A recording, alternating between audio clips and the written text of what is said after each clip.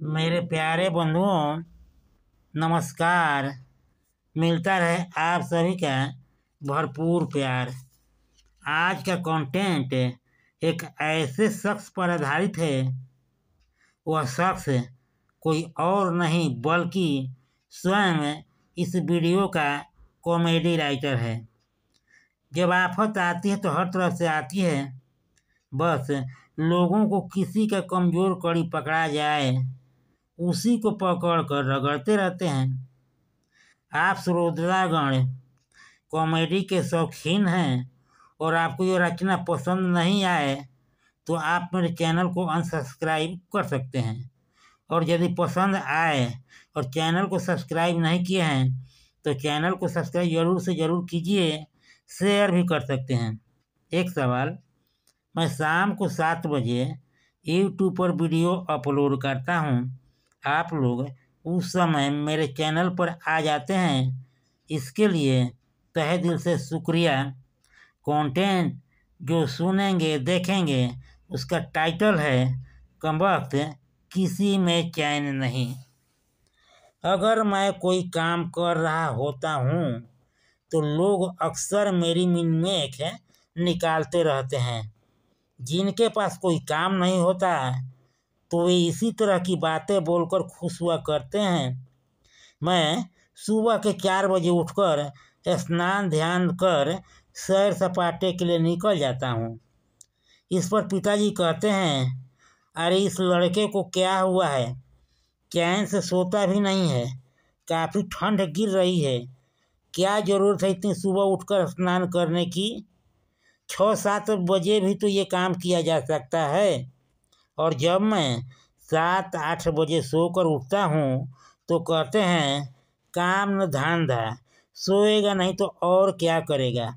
विद्यार्थी भला 8 बजे तक कुंभकर्ण की तरह सोएगा तो पढ़ाई लिखाई कब करेगा। कहीं भी चैन नहीं है। यदि बाजार से सब्जी लेकर घर लौटता हूँ तो माँ कहती है, इस लड़के को तनिक भी अक्ल नहीं, भला क्या ज़रूरत थी इतनी महंगी सब्जी लेने की।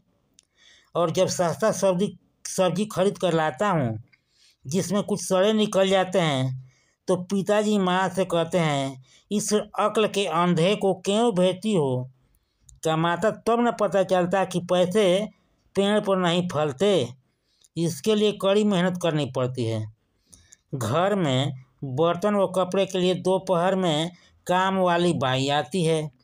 सुबह नहाकर कपड़े खंगालता हूँ तो पिताजी कहते हैं, कपड़ा ही खंगालना था तो बाई को पैसे क्यों दिया जाता है।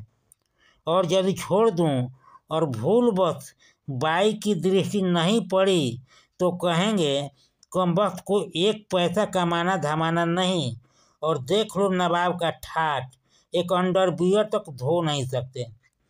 इसी हीच खींच पीच के चलते मैंने भीष्म की तरह आजीवन कुंवारा रहने का फैसला किया। ये बात घर के चार दीवारी से निकलकर बाहर पसर गई। फिर तो घर से निकलना मुश्किल हो गया। लोगों को और क्या चाहिए।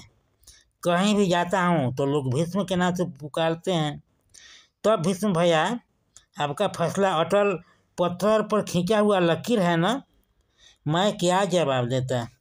कुछ दिन बीतने के पश्चात अपने निर्णय को बदलते हुए मैंने शादी का फैसला किया तो लोगों को एक नई मसाला हाथ लग गई।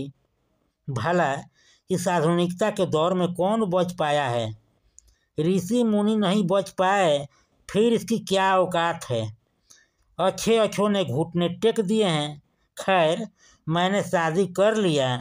घर से निकलना कुछ कम हुआ तो इस पर लोग कहते, पहले कहता था भीष्म की तरह आजीवन कुंवारा रहूँगा, परंतु ये मियाँ तो लैला मजनू, श्री फरहाद, रोमियो जूलियट को भी फेल कर दिए। सारा दिन जोंक की तरह चिपके रहता है मरदूद। मौगड़ा देखा पर इसके जैसा नहीं। लाज लिहाज बिल्कुल भूल गया। और जब बाहर रहता हूँ तो एक दूसरा सिगुफा। शादीशुदा हो गया लेकिन आवारा की तरह घूमते रहता है। क्या कहती होगी इसकी बीवी, यही कि किसके मत्थे चढ़ गई। वैसे मैं शादी पूर्व से पहले की कुछ और बातें बता दूं। मैं खाने का हमेशा से शौकीन रहा हूँ। कभी कुछ विशेष खा लिया तो मोहल्ले वाले कहते थे खाएगा पिएगा नहीं तो और क्या करेगा, कौन इसके आगे पीछे रोने गाने वाला है। भिखारी को 2-4 पैसे अधिक दे दिया तो फिर वही बात, इसका कौन है, आगे नाथ न पीछे पगहा। और जब मैं कंजूसी करता हूँ तो लोग कहते हैं ये किसके लिए बचा कर रख रहा है, मरेगा तो ले जाएगा क्या। सुन सुनकर कान पक जाता है। यदि मैं आवश्यकता से अधिक समय पढ़ने लिखने में व्यतीत करता हूँ तो पिताजी कहते हैं इतना मत पढ़ा करो, सेहत पर भी ध्यान दो, खेलना कूदना भी बहुत ज़रूरी होता है। जब खेलने कूदने में मन लगाता तो माँ कहती सारा दिन खेलते रहता है, किसी का सुनता ही नहीं, न जाने आगे चलकर क्या करेगा। मैं परेशान करूँ तो क्या करूँ, कमबख्त किसी में चैन नहीं।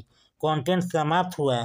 एक बेहद ज़रूरी सुझाव, आप पर किसी प्रकार का नहीं है दबाव, आपका और मेरा बना रहे मधुर व्यवहार, तो इस कॉलम को कीजिए पूरा, क्योंकि लाइक सब्सक्राइब किए बिना संबंध रह जाता है अधूरा। लाइक सब्सक्राइब करके कीजिए इसको पूरा। एक बार फिर से आप सभी को तहे दिल से नमस्कार। मेरे चैनल को देते रहिए भरपूर